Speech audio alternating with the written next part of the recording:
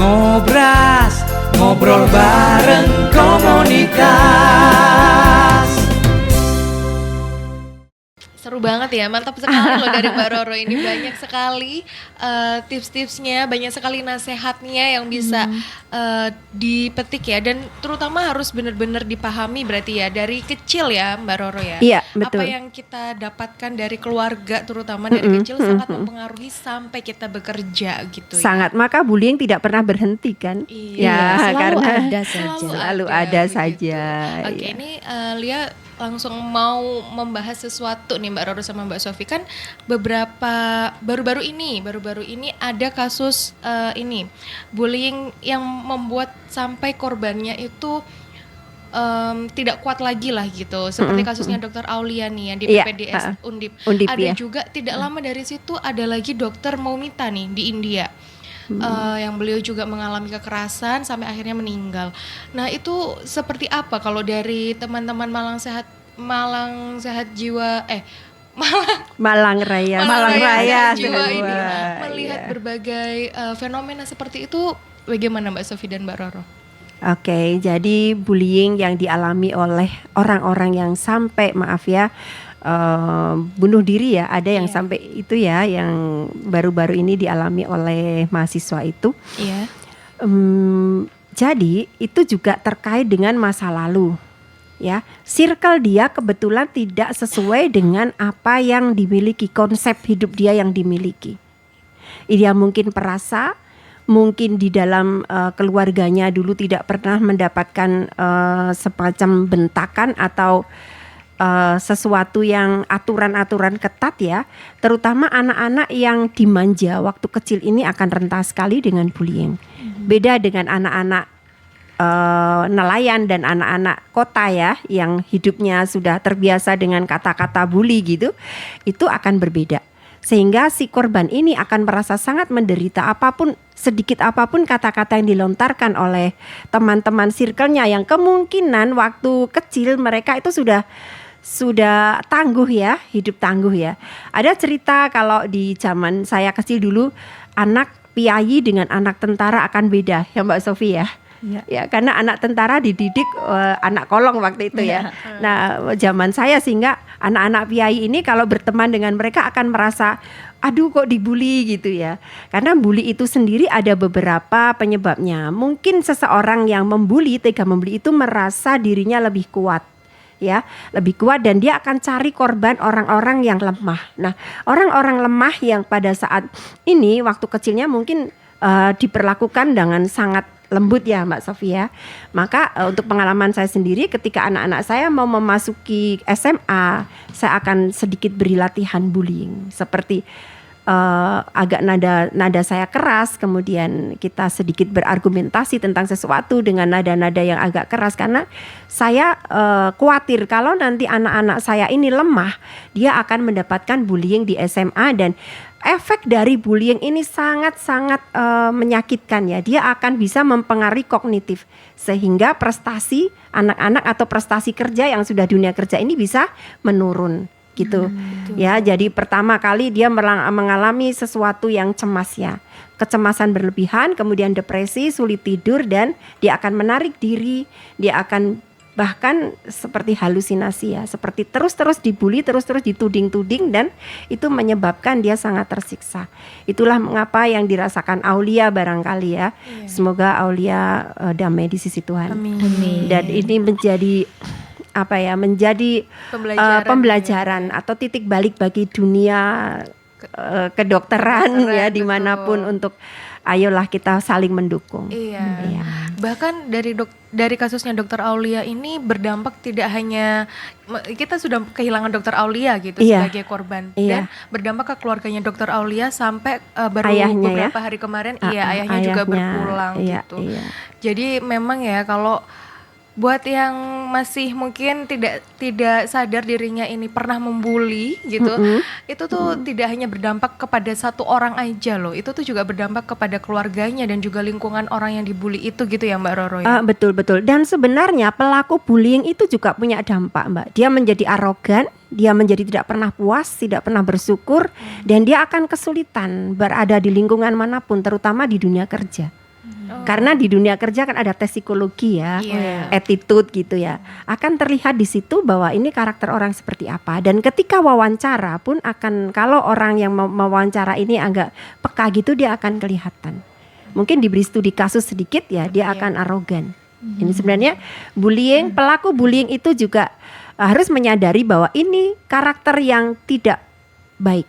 Akan menyusahkan dirimu sendiri. Maka para bullying, mari kita tobat ya. Harus disadarkan ya Ibu Roro ya.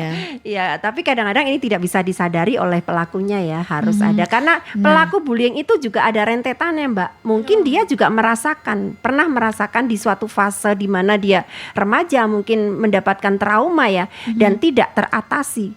Maka dendamnya itu bisa muncul di kemudian hari. Ya, ini ada di teori Freud ya. Iya. Mungkin ini ya, para pelaku bullying ini akan mendapat karmanya untuk membuat mereka sadar mungkin gitu.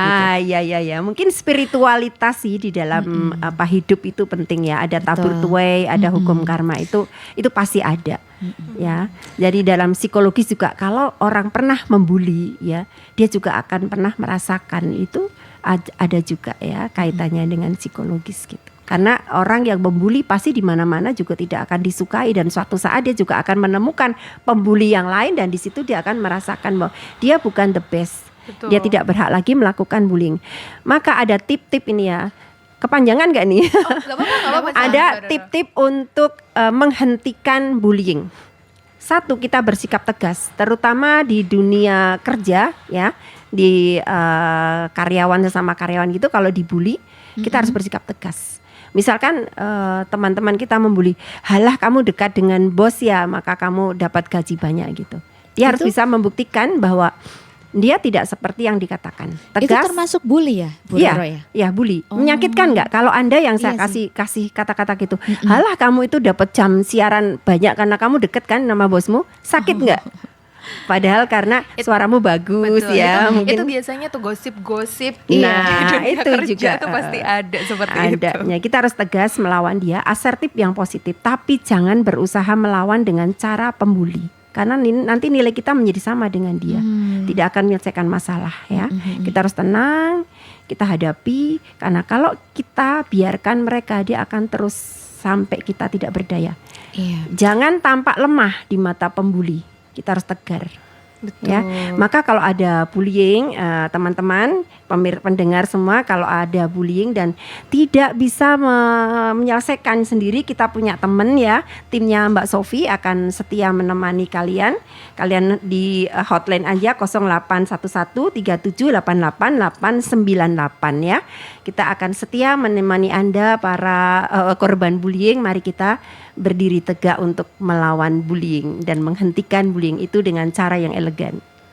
Ya. Mungkin ini ada tambahan ya Mbak ya. Ya. Jadi itu tadi untuk korban bullying itu biasanya mereka takut stand up karena mereka merasa nggak ada yang membackup mereka seperti itu. Betul. Nah tapi ini dengan Mbak Roro sendiri kita memiliki tim yang secara psikologis itu siap membantu juga agar tidak menjadi suatu masalah mental ya. Nah tetapi dari yayasan kami ini dengan program Malang Raya Sehat Jiwa ini juga kami memastikan bahwa bullying ini itu juga bisa loh dituntut secara hukum gitu loh.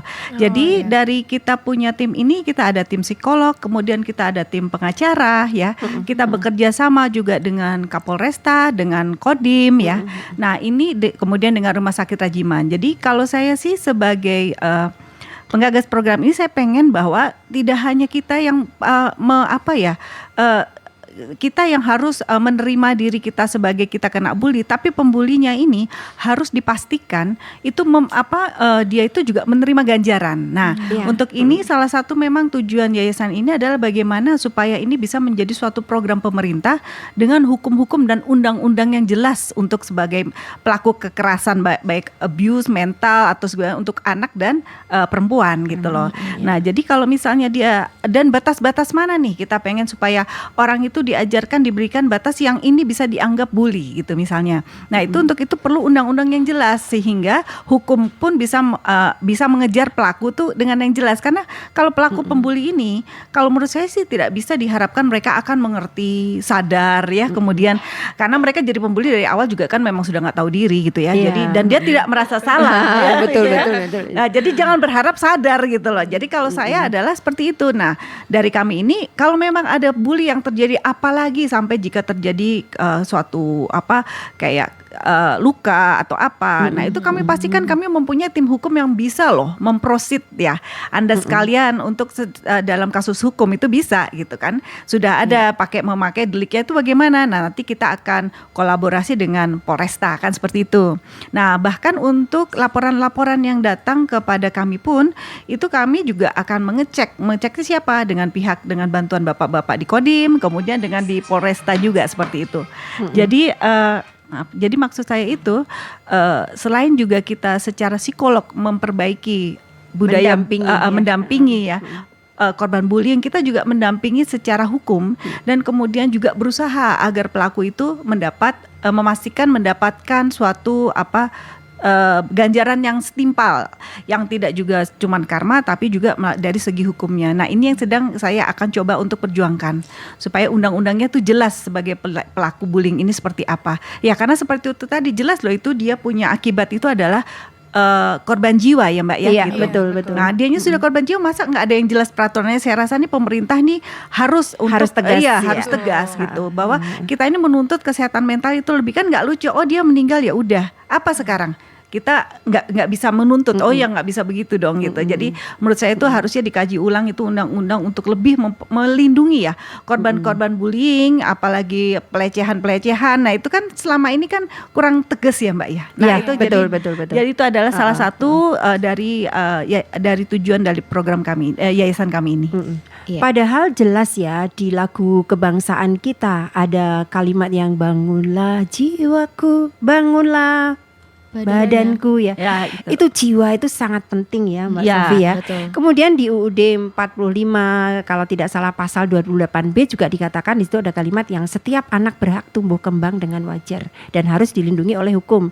Gitu ya Mbak Sofi ya. Jadi memang hukum sangat tepat untuk menjerat para pelaku bullying. Jangan biarkan mereka berkeliaran di hidup kita karena mental kita sangat berharga. Indonesia ini dibangun oleh sebuah lagu Indonesia kebangsaan yang jiwamu harus disehatkan. Kalau sehat jiwa maka kita akan bisa berbuat banyak. Betul gitu sekali. Ya, menarik sekali Mbak Lia. Hari ini tegas sekali ya yang disampaikan oleh narasumber kita dan ini. lengkap sekali ya. Betul. Kemarin tuh Lia sempat baca juga nih, kalau di Australia sekarang tuh kalau ada yang mengirim pesan nih lewat dari jam kantor tuh bisa didenda dan bisa kena hukuman gitu. Secara negaranya sudah menerapkan regulasi seperti itu. Mungkin ini ya untuk menjaga juga gitu ya Mbak Roro, Mbak Sofia. Iya. Biar pekerja-pekerjanya gitu ya. tidak over. istirahat Kita harus mengistirahatkan pikiran kita gitu ya. Betul. Banyak banget sepertinya ini yang sudah masuk beberapa pertanyaan nih dari sosial media dan juga dari WhatsApp. Kita akan bacakan tapi kita istirahat dulu sebentar ya Mbak Roro, Mbak Sofi. Kita ada iklan dulu. Tapi aku ingetin dulu Lia sama para pendengar kita yang ingin gabung di live kita ada di Instagram ya Kak Lia ya. Betul. Dan juga kita ada question box buat para penikmat KDS 8 semuanya yang ingin bertanya langsung kepada narasumber kita ini. Monggo lihat di Instagramnya juga KDS 8 di @radio_KDS8FM.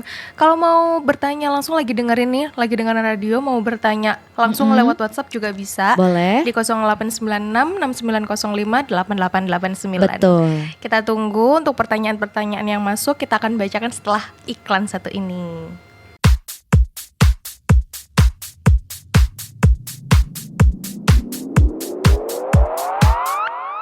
Ngobras, ngobrol bareng komunitas.